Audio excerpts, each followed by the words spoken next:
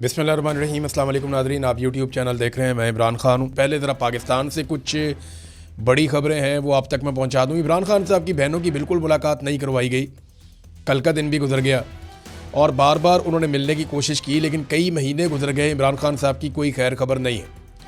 Information सिर्फ वही बाहर आती है जो सरकार बताती है, और सरकार जो बताती है उस पर भरोसा किया नहीं जा सकता, क्योंकि मौजूदा सरकार ने इतने झूठ बोले हैं, इतने फ्रॉड किए हैं कि इन पे भरोसा मुमकिन नहीं है। इमरान खान साहब से इनकी एक लड़ाई है और इनका बुग़्ज़, नफ़रत, ये सारा और दुश्मनी आपके सामने है।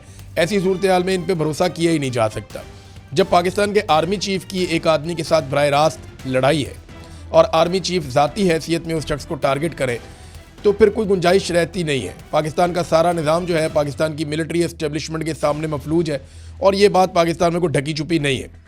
हालात यहाँ तक पहुँच गए हैं कि इमरान खान साहब को ईद पर पहनने के लिए जो कपड़े भिजवाए गए जेल में, वो कपड़े भी वापस भिजवा दिए गए। यानी इमरान खान साहब के कपड़े भेजे गए कि ये ईद के दिनों में इमरान खान साहब पहन लेंगे, लेकिन वो कपड़े वापस भिजवा दिए गए। दुश्मन अगर मिले तो कम ज़र्फ़ ना मिले। ये भी एक बड़ा अल्लाह ताला की तरफ से एक आजमाइश होती है कि ऐसा दुश्मन मिल जाए जो कम ज़र्फ़ हो। यानी ईद के कपड़ों का क्या मसला था, वो तो दिए जा सकते थे, लेकिन पाकिस्तान तहरीक इंसाफ ने बताया कि इमरान खान साहब के ईद के कपड़े जो भिजवाए गए वो भी वापस भिजवा दिए गए। अब इमरान खान साहब की रिहाई कैसे होगी, बड़ा सवाल ये है, क्योंकि जो इस वक्त मिलिट्री एस्टेब्लिशमेंट ने इमरान खान साहब को जकड़ के रखा हुआ है वो तो छोड़ेंगे नहीं। सवाल ही पैदा नहीं होता, उनके सर्वाइवल का मामला है। उन्हें ये पता है कि अगर ये इमरान खान हमारे हाथ से निकल गया और इस तरह बाहर चला गया तो उसके बाद फिर हर दिन हम नीचे जाएंगे और हमारी शिकस्त का ऐलान हो जाएगा। वैसे तो ये अवाम में हार चुके हैं, लेकिन ये शिकस्त का ऐलान नहीं कर रहे। इमरान खान साहब तो डील करते नहीं, तो डील करके तो वो बाहर आएंगे नहीं, और पाकिस्तान तहरीक इंसाफ एहतजाज करती नहीं है, क्योंकि एहतजाज के बगैर फिर कोई रास्ता निकलेगा नहीं। लेकिन अब पाकिस्तान तहरीक इंसाफ ने एक एहतजाजी तहरीक खड़ी करने का इसलिए भी फ़ैसला किया कि वो कहते हैं जी हमें दीवार के साथ लगाया जा रहा है। हमने पूरी कोशिश की है। सलमान अकरम राजा साहब बैठे हुए थे, जुनैद अकबर साहब थे, शाहिद खटक थे, बाकी अयाज साहब थे और कुछ और लोग थे। तो इन्होंने एक प्रेस कॉन्फ्रेंस की है और पार्टी की काफ़ी मुशावरत के बाद इन्होंने ये प्रेस कॉन्फ्रेंस की है। अब वो कह रहे हैं कि इमरान खान रिहाई मूवमेंट ईद के बाद हम शुरू करने जा रहे हैं। अव्वल तो ये ने बहुत पहले करना चाहिए था। जब ये मुख्तलिफ जगहों पर रैलियाँ निकाल रहे थे, मैं तभी कह रहा था कि ये ग्राउंड पर कोई काम नहीं हो रहा, ये सिर्फ एक मोमेंटम बन रहा है, अच्छे विजुअल्स बन रहे हैं, लेकिन इसका कोई ताल्लुक किसी तहरीक के साथ नहीं है। जो स्ट्रीट मूवमेंट है, वो जो इमरान खान साहब ने आज से कई महीने पहले कहा था, उसकी अलिफ बे भी अभी तक शुरू नहीं हुई, और अब ईद के बाद स्ट्रीट मूवमेंट का पहला कदम उठाया जाएगा।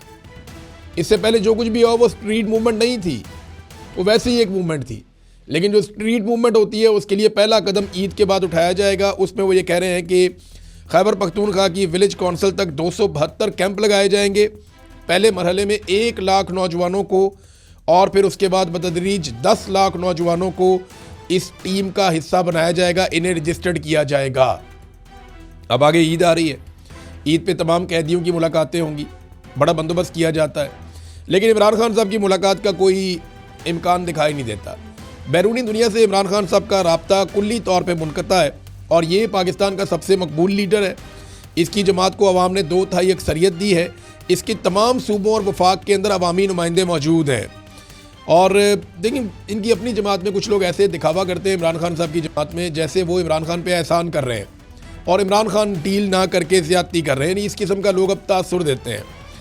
तो आसिम मुनीर साहब का कंट्रोल इस नौइयत का है कि अब तसादुम के अलावा कोई और रास्ता बचा नहीं है। पाकिस्तान तहरीक इंसाफ ने बार बार कहा कि हमें दीवार के साथ ना लगाया जाए, लेकिन बात बनी नहीं। अब सुहेल अफरीदी ने एक और कदम उठाया।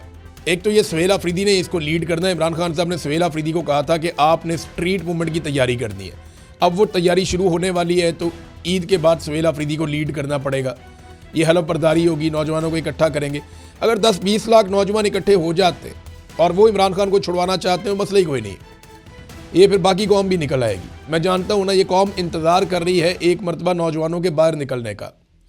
अगर वाकई नौजवान बाहर निकल आते हैं लाखों की तादाद में, और वो ये कहते हैं कि इमरान खान को रिहा किया जाए, क्योंकि देखिए केस तो है ही कोई नहीं, अदालतों ने तो छोड़ना नहीं है जब तक कि मिलिट्री एस्टेब्लिशमेंट छोड़ने ना दे। तो ये तो दबाव मिलिट्री एस्टेब्लिशमेंट पर डालना है नौजवानों ने।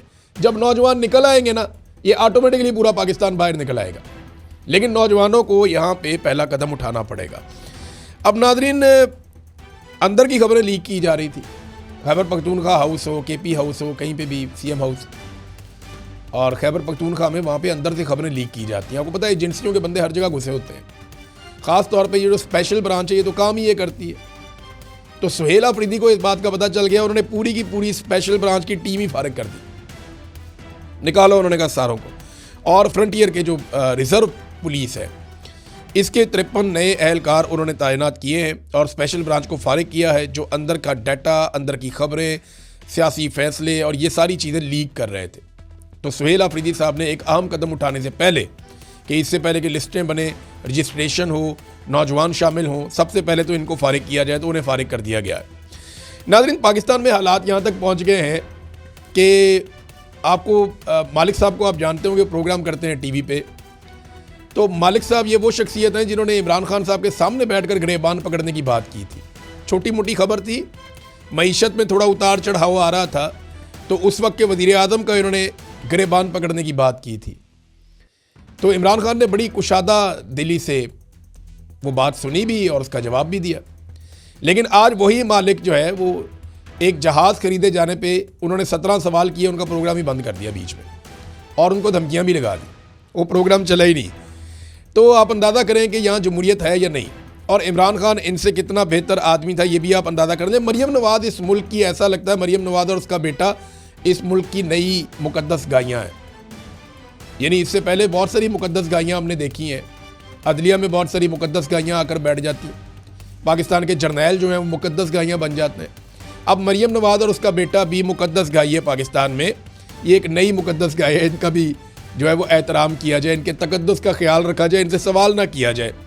देखिए सवाल तो छोटा सा है ना कि जहाज़ लिया क्यों और जहाज़ लिया कैसे, तरीक़ाकार बता दें। फिर ये किसके नाम पे है, फिर ये जहाज़ का इस्तेमाल कौन कर रहा है, ये यूरोप कौन लेकर गया, फिर किसको उजलत में वापस बुलाया गया, एक कहानी क्या है। छोटे छोटे सवाल हैं, पूरा सोशल मीडिया पूछ रहा है, पूरा पाकिस्तान पूछ रहा है। इन सवालों के जवाब देने की बजाय प्रोग्रामों की बंदिश, बस ये इतना ही कर सकते हैं, इससे ज़्यादा इनकी औकात नहीं है। हालात इनके ये हैं कि वैसे ये जहाज़ भागने के लिए, मैं आपको बताऊं, ये भागने के काम आएगा। ये जो गैर मुल्की पायलट से इन्होंने भर्ती की है ना, इन्होंने पहली फ़्लाइट से निकल जाना है। जैसे ही हसीना वाजिद वाला कोई सिनेरियो पाकिस्तान में होगा, ये सबसे पहले भाग जाएंगे। और गैर मुल्की पायलट इसलिए रखेंगे, पूछने वाला कोई नहीं होगा, उनको लेंगे और निकल जाएंगे। ये दुनिया की वाहिद वज़ीर आला है जिसके पास अय्याशी के लिए इतना शानदार और महंगा जहाज़ है। किसी और वज़ीर आला के पास इतना महंगा और अय्याशी वाला जहाज़ पूरी दुनिया में नहीं है, बल्कि बड़े बड़े अमीर ममालिक के हुक्मरानों के पास ऐसे अय्याशी वाले जेट नहीं हैं प्राइवेट, जैसा इस अय्याशी वाली वज़ीर आला के पास अय्याशी वाला जहाज़ है। अब तक के लिए इतने, अपना ख्याल रखिएगा, अपने इस चैनल का भी। अल्लाह हाफ़िज़।